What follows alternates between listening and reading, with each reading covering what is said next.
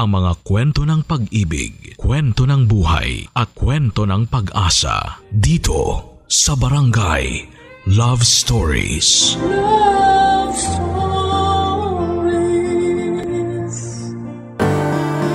Mas masarap ang isang putahe kapag ito ay malasa. Ganon din sa buhay, mas magiging madali ang pagdadala nito kung merong pagtutulungan mula sa bawat miyembro ng pamilya. Ikaw kabarangay, gaano ka karesponsableng anak? Dear Papa Dudut, dumanas na ba kayo ng matinding kahirapan sa buhay na ultimo ulam ninyo sa kanin ay asin na lamang? Ako kasi at ang pamilya ko ay oo. Maswerte na nga lang kami kung may asin. Pero kapag nakaluwag at nakapagdilihensya si tatay ng pangulam namin, bumibili siya ng noodles na pinaghahatian naming magkakapatid. Kadalasan 2 pakete lamang yon at kulang na kulang pa sa aming 8. Kaya ang ginagawa ko ay dinadamihan ko ng tubig na pansabaw. At kapag matabang ay inaasinan na lang namin, kaya nga malaki talaga ang pasasalamat ko sa asin. Dahil binigyan nito ng lasa ang matabang at walang kasusta-sustansya naming pamumuhay noong araw. Bago ako magpatuloy sa pagsasalaysay ng istorya ko ay tawagin niyo na lamang po ako sa pangalang Gwen. 39 years old at tubong Teresa Rizal. Pero nasa Taytay na kami nakatira ng mister ko. Pinagkakabalahan namin ang munti naming negosyo na ihawa ng manok at baboy na may tag-1 branch na sa luma at bagong palengke ng Taytay. Tapos magkakaroon na rin kami sa Angono. Masasabi ko na hindi naging madali ang pagpapaunlad ng negosyo namin yon. Bukod sa dugo at pawis ay mahabang pasensya at taimtim na panalangin ang pinuhunan namin, Papa Dudut. Buti na lamang at suportado namin ng mister ko ang isa't isa. Kaya nakakaya namin lahat ng mga pagsubok. Lalo na nga noong nagka-pandemic. Sa bagay, naisip ko na marami-rami na rin akong nalagpasang kahirapan, lalo na nung kabataan ko. Kaya dapat mas matatag na ako ngayong tumanda na ako.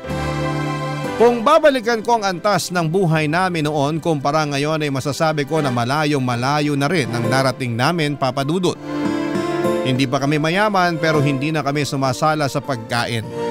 At higit sa lahat ay hindi na rin kami nag-uulam ng asin. Mag-uumpisa ang kwento ko taong 2003 kung saan ay 18 anyos pa lamang ako at nasa high school, Papa Dudut.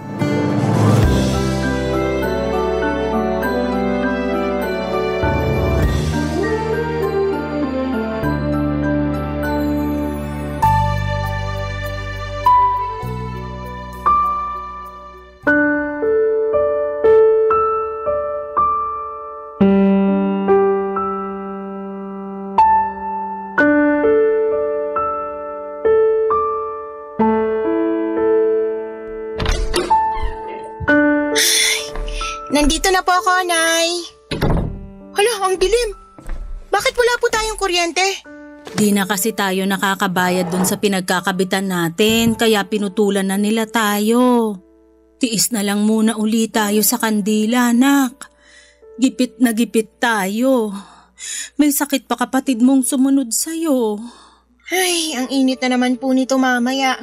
Pero magpapaypay na lang po ako. Salamat, nak. Pasensya ka na. Ay, nga pala, bakit ginabi ka yata? Nag-practice pa po kami ng sayaw para sa presentation namin sa school bukas eh. Nakakapagod nga po. Sakit na ng binti at balakang ko paulit-ulit na lang. Di kasi makuha nung iba kong kaklase yung step eh. Kaya mo't. At hindi ka man lang nagpaalam sa amin ng tatay mo. Sana naabangan kanya at nasundo dyan sa may highway. Alam mo namang delikado iskinita papunta rito sa atin. Biglaan po kasi, Nay. Tsaka ayos lang naman po ko. Buti na lang din walang nagiinuman dyan sa labas kaya dire-diretso ako nakauwi rito. Ay, kamuntik na pala akong habulin ng aso ng kapitbahay nating bruha. Buti na lang di nakatalon dun sa gate nila. Lampa talaga. Kumain ka na ba? Hindi pa nga po. May kanin pa po ba?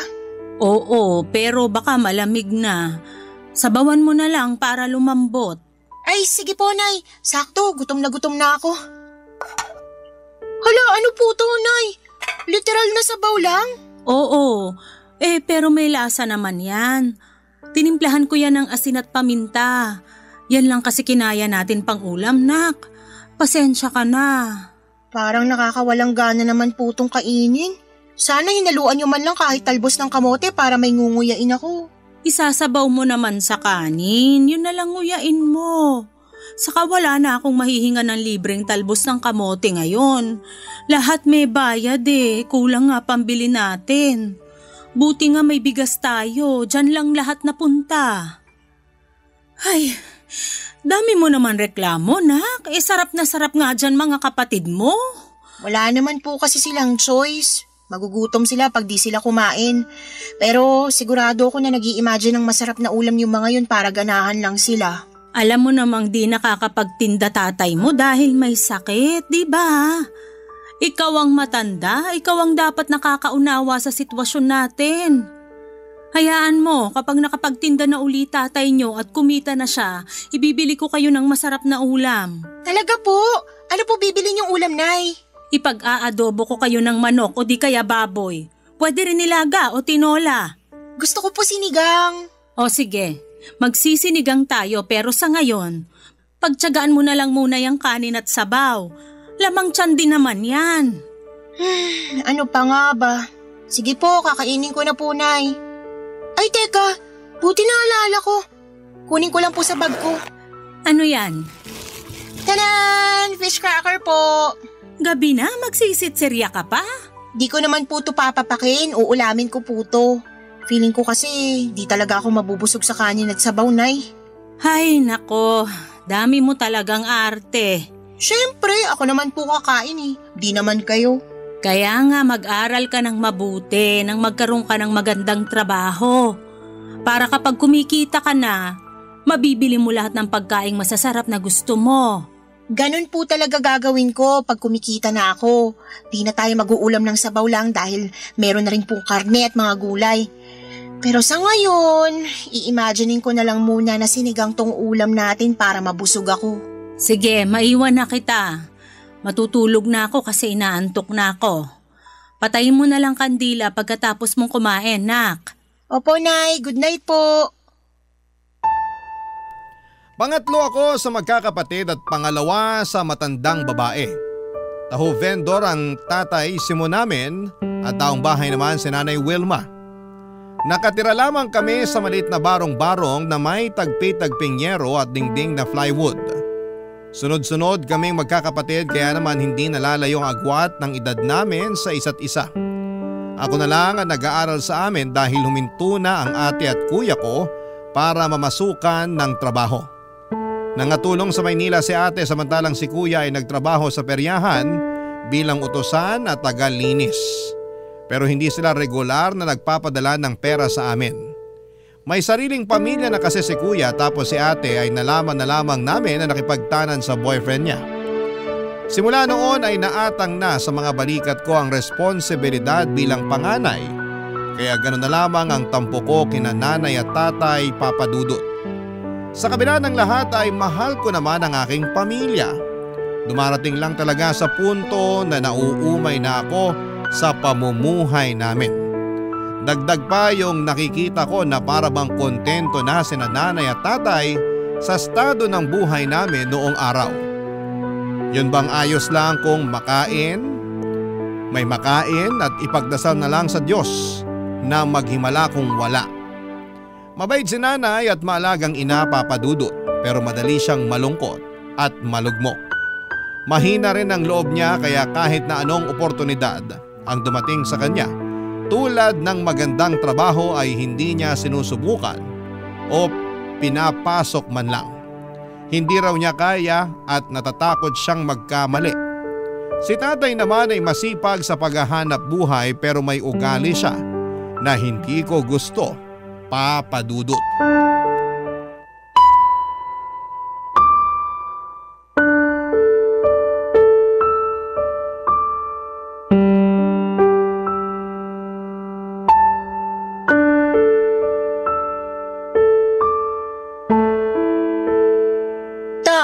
tama na po yung pag-inom nyo. Nakakalimang bote na kayo ng biri. Lasing na po kayo. Sino may sabi sa'yong lasing na ako? Kaya ko pa maglakad ng diretsyo. Lukuhin nyo lelang nyo. Halos matumba na nga kayo nung naglalakad kayo kanina. Huwag na po kayong tumayo dyan. At bakit mo ako inuutusan? Sino ka ba sa akala mo? Sino ka nga ulit? Si Gwen po, anak nyo po. Anak? Kasi sa pagkakaalam ko, wala akong anak na swail at bastos. Kaya di kita anak. Lumayas ka sa pamamahay ko. Hindi ko naman po kayo binastos. Nag-aalala lang po ako sa inyo kaya pinagsasabihan ko kayo. Tama na po, wag na po kayong uminom, tay. Bitiwan mo nga ako. Aray ko naman po, tay. Masyado ka kasing pakialamera. Masama po ba yun? Kanina pa kayo inom ng inom. Tapos pag nasobrahan kayo, magkakalat na naman kayo ng suka nyo. O bakit? Ano naman kung magkalat ako? Nandyan ka naman para linisin, di ba? Sabi mo, anak kita. Kaya responsibilidad mo na pagsilbihan ako na magulang mo. Gusto nyong pagsilbihan ko kayo, ang tigas-tigas nga ng ulo nyo. Anong sinabi mo? Bastos ka! Nagsasabi lang naman po ako ng totoo. Tsaka, kayo po yung unang nambastos dyan eh. Tinulak nyo pa ako. Akala nyo ba di masakit? Ang arte mo naman! Di ka naman nabalian ng buto. Saka yan natutunan mo sa eskwelahan. Ang sagot-sagutin ako. Aba, sana di ka na lang namin pinag-aral ng nanay mo. Sana nagtrabaho ka na lang para may silbi ka. Sumusobra na kasi kayo, tay. Ang sakit nyo pa magsalita. Alam mo, kaunti na lang madadago ka na kita. Ay ayoko sa'yo eh. Palasagot ka. Buti pa yung ate mo. Mabait sa akin. Pero nasan po si ate? Nakipagtanan sa boyfriend niya, diba? Iniwan niya na tayo. Pinabayaan na tinakasan kasi siguro nagsasawa na siya sa pamilya natin. Ayaw na niyang tumulong sa atin kasi pagod na siyang maghirap kasama natin. Sumusobra ka na, Gwen! Nasasaktan po ba kayo kasi alam niyo totoo sinasabi ko? Pag di ka pa nagtigil, masasampal na talaga kita. Anong nangyayari rito? Bakit ka sumisigaw, Noli? Yan kasing anak mo. Balasubas sumagot sa akin. Nagpipigil lang ako pero gusto ko na talagang sampalin. Ano ba kasing sinabi mo sa tatay mo, nak? Di yung totoo. Pabida kasi si tatay, laging kinukumpara sa akin si ate pero iniwan naman tayo kasi ayaw na tayo makasama. Tumigil ka na Ako pa talaga yung pabida? Dago ka na kaya kita. Sige po, gawin nyo. Total, dyan naman kayo magaling. Halika rito. Ipapakita ko sa'yo kung saan ako magaling. Pwede ba tumigil na kayo? Yang anak mo ang patigilin mo. Huwag ako. Isa, Wilma. Dadago ka na rin kita. Bakit naman ako nadamay dyan? Umaawat lang naman ako. Damay ka na kasi kamukha mo yung bruwang yan. Ano naman pong koneksyon nun? Malaki. Kasi pareho akong nayayamot sa pagmumukha nyo ng nanay mo. Sarap yung pag-untugin mga peste kayo. Mabuti pa, makalayas na sa pamamahay na to. Saan ka pupunta? Basta, malayo sa inyong dalawa. Prangka at masakit magsalita ang tatay ko, lalo na pag nakainom. Kaya nga kahit na alam ko ang bagay na yon ay nasaktan pa rin ako sa mga sinabi niya. Pero hindi rin naman ako yung klase ng tao na mananahimik na lamang pag pinagsalitaan ako ng hindi maganda. Sumasagot ako at nangangatwiran at para sa akin ay walang kinalaman ang mga natutuhan ko sa eskwelahan kasi alam kong agrabyado na ako.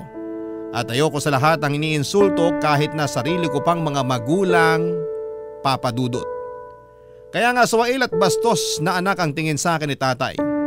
Sa bagay, hindi ko na yon maaalis sa kanya dahil hindi ako ang paborito niya.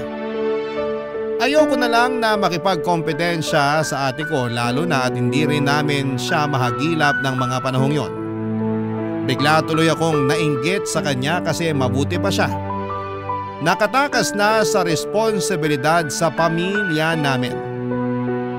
Pero wala naman akong lakas ng loob na gawin ang ginawa niya dahil Naaawa ako sa mga maliliit kong kapatid. Sila na lang ang rason kaya nananatili pa rin ako sa bahay namin ng mga panahong yon, Papa Dudut. Barangay Love Stories. Barangay Love Stories. Nang mga panahong yon ay naisip kong tama si tatay sa mga sinabi niya na imbes mag-aral ay maghanap na lamang ako ng trabaho. Ganon din naman kasi yon, pag nakapagtapos ako ay magtatrabaho din ako. Kaya bakit hindi ko na lamang unahan? Wala nga akong diploma pero meron naman akong kita. Saka malaki ang maitutulong noon sa pamilya ko na porgang-porga na sa pag-uulam ng noodles, sardinas at sabaw na may asin at paminta. Gusto ko namang makatikim ng fried chicken ang mga kapatid ko at magagawa ko lamang yon kung kumikita na ako ng pera na pambili. Nung una ay sinubukan kong mag-working student pero hindi ko talaga kinaya. Sa uli sinuko ko na lamang ang pag-aaral ko at nag-full-time tendera ng tinapa at ng dilis sa palengke, Papa Dudut. Mababa lang ang sahod ko noon, nasa 250 pesos isang araw. Pero malaking halaga na yon para sa akin. Kaso'y hindi ko pa rin kayang bumili ng lechong manok. Kaya nagtiyaga na lamang kami sa pritong manok per piraso na nabibili sa kanto. Masarap naman kahit puro harina at tumitigas pag malamig na. At least, hindi na asin o noodles ang inuulam namin dahil may nangunguya ng laman ng totoong manok ang mga kapatid ko. Masaya na sila doon kaya masaya na rin ako. At proud din ako sa sarili ko dahil nakakapag-abot na ako ng pera kay nanay ng mga panahong yon, Papa Dudut.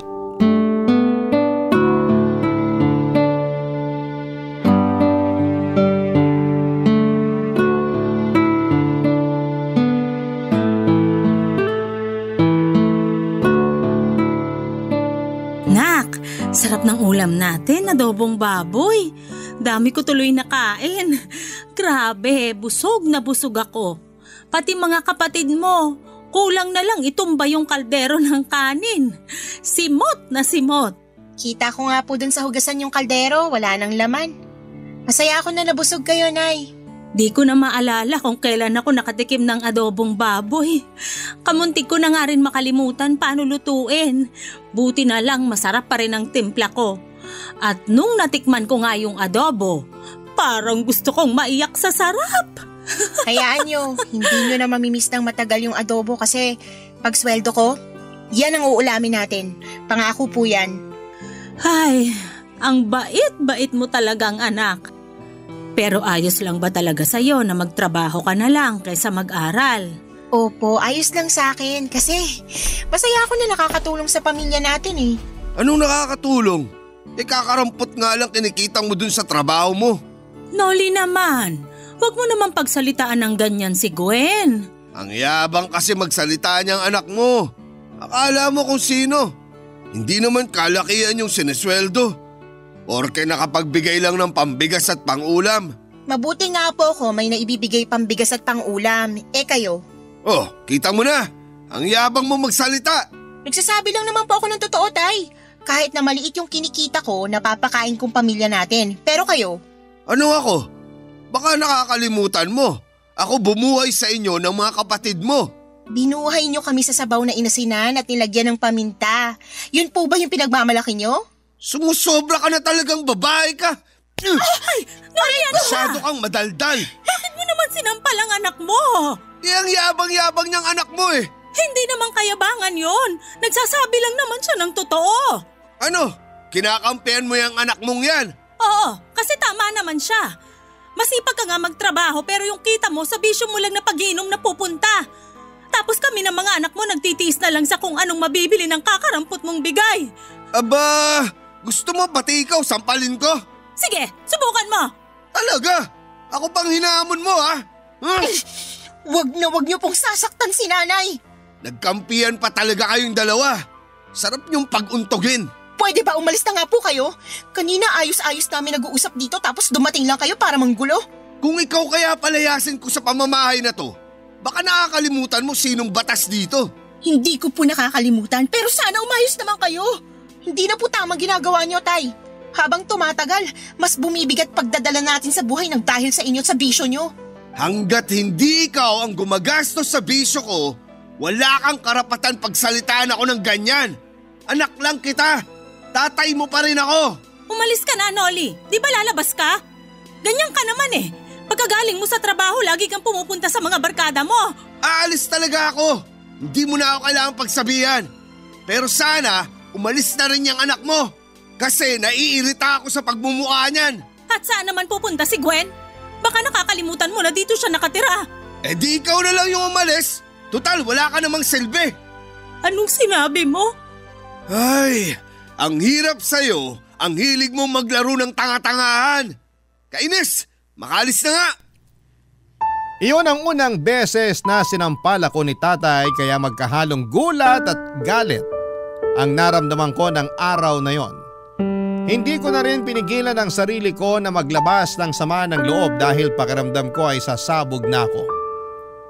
Para sa akin wala siyang karapatang saktan ako kahit na siya pa ang tatay ko. Pakiramdam ko ay nanliit ako sa mga sinabi niya at nawala ng saysay ang pagtatrabaho ko para sa pamilya namin. Kaya umiyak na lamang ako pagkatapos noon at tinext ko ang boyfriend ko para magsumbong sa kanya, Papa Dudut. Makalipas ang 1 linggo ay nag-decide akong umalis na lamang sa bahay namin para makipag-live-in sa boyfriend ko.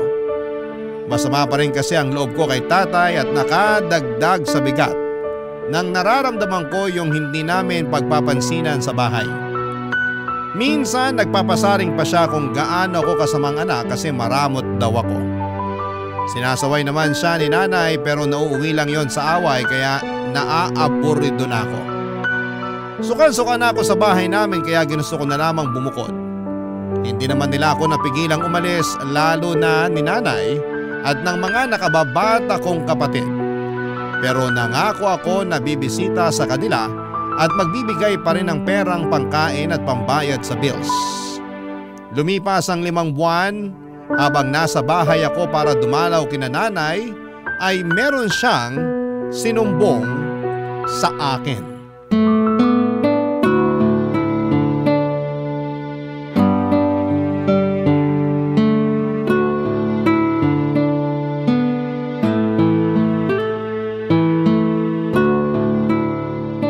Nay, sigurado po ba kayong ayos lang kayo? Oo, nak. Ayos lang ako. Mukha kasi kayong may sakit kaya nag-aalala ako eh. Ay, wala akong sakit. Pagod lang ako at puyat kaya matamlay ako tingnan. Bakit po kayo pagod at puyat? Siyempre, inaasikaso ko mga kapatid mo. Tapos ako lang naman naglilinis at nagluluto rito sa bahay. Ganun po ba? Sa bagay, pasensya na po kayo kung umalis ako rito sa atin ha. Bakit ka naman humihingi ng pasensya? Siyempre, naisip ko baka masama loob niyo sa akin kasi iniwan ko kayo. Hindi yun ang nasa isip ko, nak. Saka nasa tamang edad ka na para magdesisyon sa sarili mo. Bukod doon, di naman kita masisisi kung gusto mo nang lumagay sa tahimik kasama yung boyfriend mo. Wala kasing kapayapaan tong pamamahay natin. Lalo ngayon na… Na ano po? Wala, nak. Iba na lang pag-usapan natin. Kamusta ka naman? Kayo ng boyfriend mo? Ayos lang po kami, Nay. Pero curious po ako sa sinasabi niyo kanina. Ha? Wala naman akong sinasabi ah. Meron po. Ayaw niyo nga lang pag-usapan. Ayoko na kasing idamay ka. Problema na namin yun ng tatay mo. Ayoko nang isipin mo. Mas lalo ko po yung iisipin kung hindi niyo sasabihin. O sige. Pero ipangako mong makikinig ka muna sa akin. At kapag sinabi ko na, sana wag mong kamumuhian ng tatay mo. Alam ko may samaan kayo ng loob, pero hindi sana gumatong-tong malalaman mo. Depende po, Nay. Hindi ko po may papangako. Gwen naman. Sabihin niyo na po kasi kinakabahan na po ako eh. Sige, sasabihin ko na. Ay, May babae ang tatay mo. Ano po? Totoo po ba yun? Oo, totoo yun. Umamin din naman siya. Paano niyo po nasabi na wag kong kamuhian si tatay? Grabe naman po yung ginawa niya. Oo nga. Pero pinatawad ko na siya. Pinatawad niyo? Oo, kasi asawa ko siya, nak. Tatay niyo pa rin siya. Pero kahit na, ano naman kung tatay namin siya, bakit niyo hahayaang tarantaduhin niya kayo? Nay naman eh. Siyempre, mahal ko pa rin naman si Noli. Kayo ba mahal niya? Kasi kung oo, bakit siya nang bababae? Napakawalang respeto, Nay. Ewan ko ba naman sa tatay mong yun? Kung kailan tumanda, saka nagkaganyan. Akala ko ba nagbago na si tatay pero lalo lang siyang lumala. Huwag ka nang magalit sa tatay mo. Matanda na naman siya eh. Naturingang matanda pero walang pinagkatandaan. Kung kayo kaya niyong di magalit, pues ibahin niyo ako, Nay. Baka kaya ganun kasi pangit na ako sa paningin niya. Ano po? Hindi ganun yun, Nay. Naisip ko lang kaya nagawa niyang tumingin sa iba. Sira ulo lang talaga si tatay. Hindi na siya nahiya sa inyo at sa mga kapatid ko. Nagawa niya pa talagang mambabae. Nakakainis siya. Tsaka, wag niyo nga po siyang ipagtanggol, Nay. Tingnan niyo itsura niyo. Stress na kayo. Nagkukunwari pa kayong di apektado kahit na nahihirapan at nasasaktan na kayo sa ginagawa ni tatay. Ano bang gagawin ko? Alangan namang layasan namin siya ng mga kapatid mo. Sige, saan kami pupunta? Ikaw lang at si Noli ang kumikita sa pamilya natin. Hindi ko kayang buhayin mga kapatid mo, nak. Pasensya ka na kung may mahina kang nanay. Di ko lang po matanggap na ginaganong kayo ni tatay eh. Hindi na siya nahiya. Nakakainis siya. Galit ako sa kanya, Nay.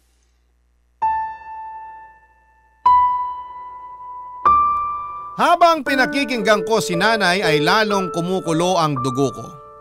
Hindi ko na rin tinago ang pagkadismaya ko kay tatay. Lalo akong nagngit-ngit sa galit dahil sa mga nalaman ko. Hindi na ba siya nahiya? Kasi kung oo, ang kapal naman ang pagmumukha niya. Pero naaawa rin ako sa nanay ko dahil wala siyang magawa, Papa Dudut. Natatakot siya na iwanan ni tatay kaya tiniis na lamang niya ang katarantaduhan nito. Kaya dinamayan ko na lamang si nanay hanggang tumahan siya. Nang gabi ring yon ay dumating ang tatay ko at nagulat siya nang makita ako sa bahay namin. Pero imbes na mainit na yakap at halik, sinumbatan ko siya sa mga sumbong na nalaman ko mula kay nanay. Tapos nauwi yon sa mainit-init na away na may sigawan kasabay noon ang pagpapalayas niya sa akin sa pamamahay niya, Papa Dudut. Iyak ako ng iyak nang ikwento ko sa boyfriend ko ang mga nangyari sa pagdalaw ko kina nanay. Wala rin naman siyang nagawa kaya niyakap na lamang niya ako ng mahigpit hanggang sa tumahan ako. Kahit na magkasama na kami sa isang bubong ay nagkasundo kami na hindi muna mag-aanak dahil mahirap ang buhay. Factory worker ang boyfriend ko at pinasok niya ako sa pinagtatrabahuhan niya. Nangako kami sa isa't isa na mag-iipon ng pera kasi gusto naming magnegosyo. Maswerte ako sa kanya dahil kahit pareho kaming laki sa hirap ay mataas naman ang ambisyon namin. At yon ay ang umasenso sa buhay, Papa Dudut. Barangay Love Stories. Barangay Love Stories.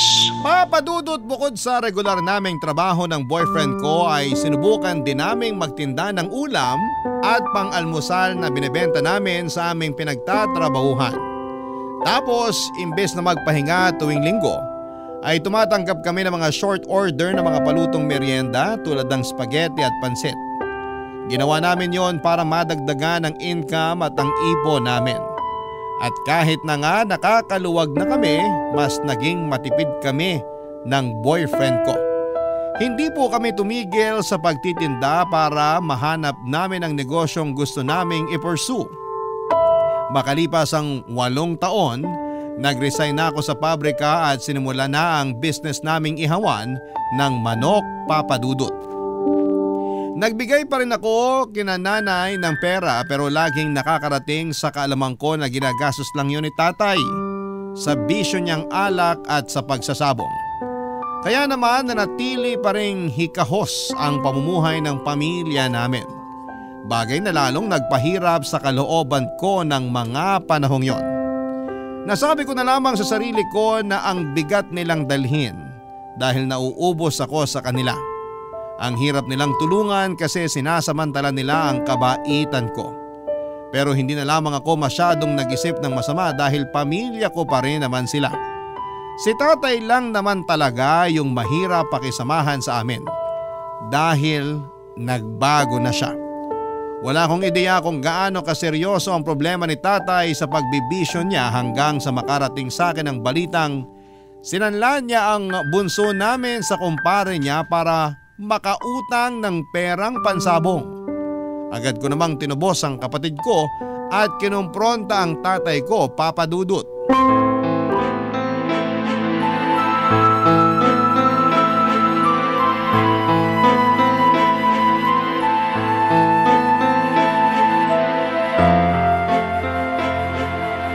Ipapabarangay kita, tay! Wag, nak! Patawarin mo ako!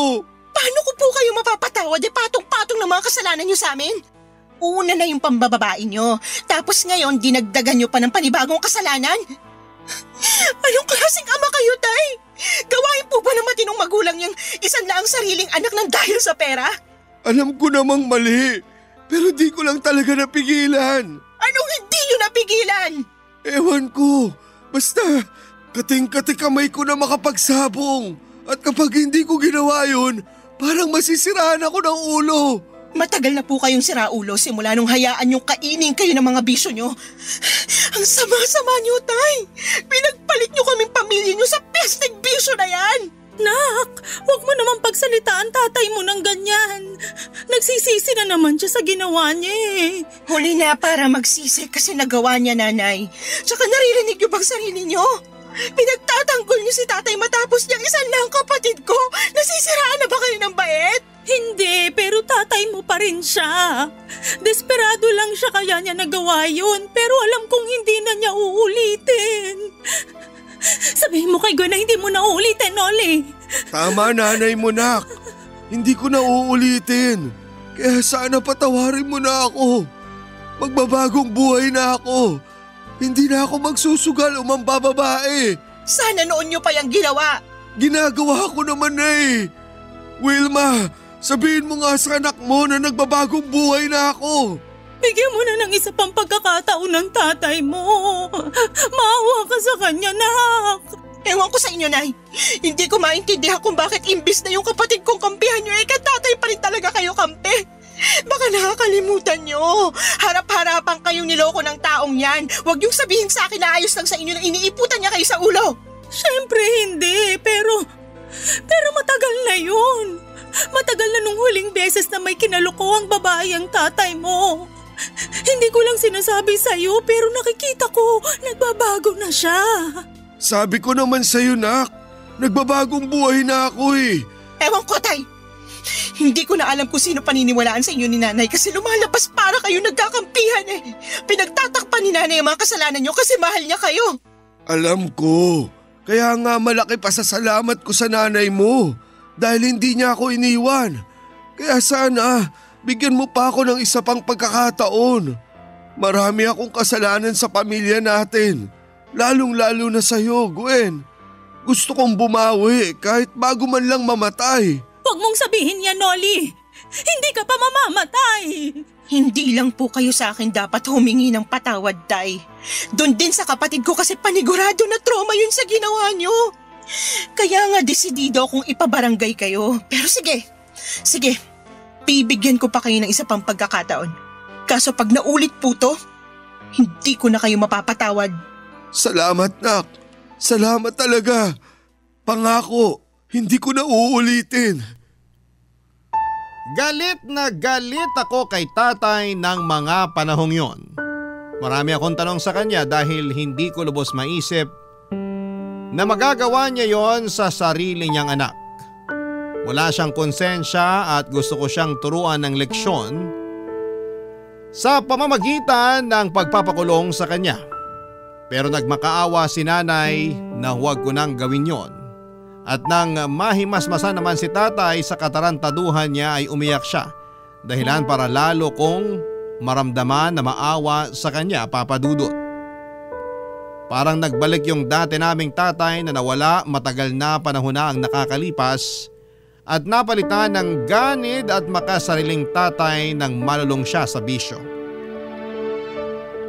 Iba talagang nagagawa ng adeksyon. Mabuti na lang dahil natauhan na siya ng mga oras na yon. Pero takot na takot pa rin sa kanya ang mga kapatid ko. Hindi ko naman sila masisisi dahil nakakatroma ang mga pangyayaring yon. Pero pinatunayan ni tatay na gusto na niyang magbago matapos niyang lumuhod sa amin at magmakaawa na patawarin na namin siya. Simula noon ay tinigil na ni tatay ang kanyang mga bisyo at nag-focus na lamang siya sa pagtatrabaho. Bumalik po siya sa pagtitinda ng taho pero naaawa na ako sa kanya kasi matanda na siya para magbuhat ng mabigat at maglakad ng malayo. Kaya nga inalok ko sila ni nanay kung gusto nilang magtindahan para naman kahit nasa bahay lang ay kumikita na sila. Hindi naman sila tumanggi kaya pinondohan ko ang bagong negosyo nila. Unti-unti ay kumita ang tindahan nila nanay kaya naipaayos nila ang bahay namin. Masasabi ko po na nakaahon na kami mula sa kahirapan nang dahil sa aming pagsisikap at pagtutulungan.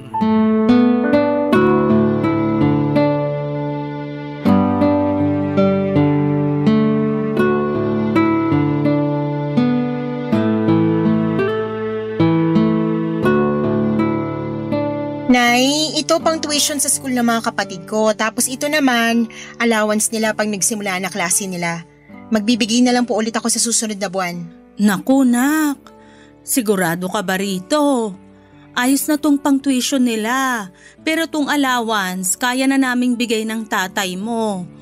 Kumikita naman yung tindahan eh. Tama, nanay mo. Itabi mo lang yan. Baka kailanganin mo. Ayos lang po. Nakalaan po talaga to para sa mga kapatid ko. Kaya tanggapin nyo na po. Sige, nanay. Nahihiya na kami sa'yo eh. Hindi na namin alam paano ka babayaran yan. Hindi naman po ako naniningil eh. Tsaka, bakit kayo mahihiya eh? Anak nyo ko, magulang ko kayo. Hindi na kayo ibang tao sa akin. Ang laki na kasi ng naitulong mo sa pamilya natin. Ang dami mong sakripisyo.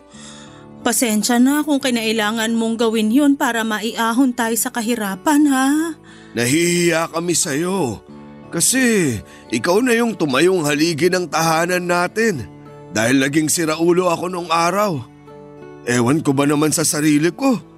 Buti na lang, mabait pa rin ang Panginoon. Kasi hindi niya inayaan na masira ko lalo ang pamilya natin. At malaki rin pagpapasalamat ko sa nanay mo. Dahil hindi niya ako iniwan. Siyempre, mahal kita eh. Pero malapit na talaga kita nun sukuan, kundi ka lang nagbago. Buti na lang, di mo ako sinukuan. At ikaw rin, nak.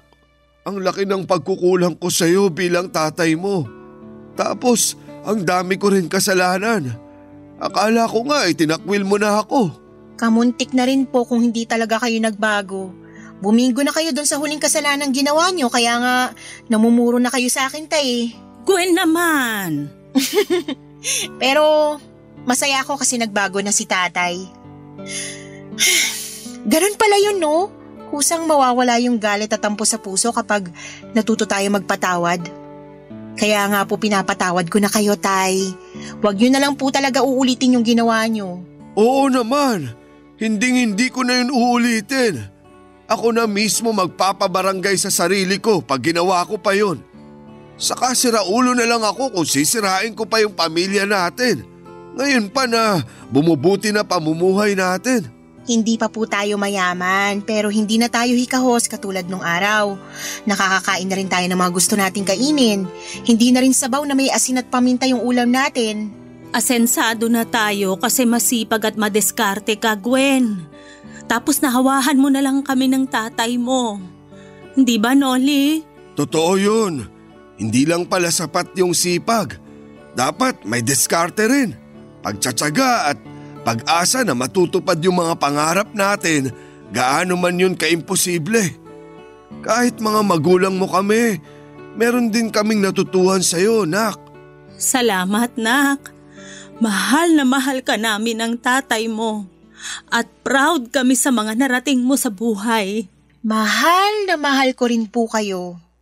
Mahal na mahal ko pong pamilya natin. Masayang masaya ako kasi hindi lang ako ang umasenso sa buhay dahil kasama ko rin dito ang pamilya ko.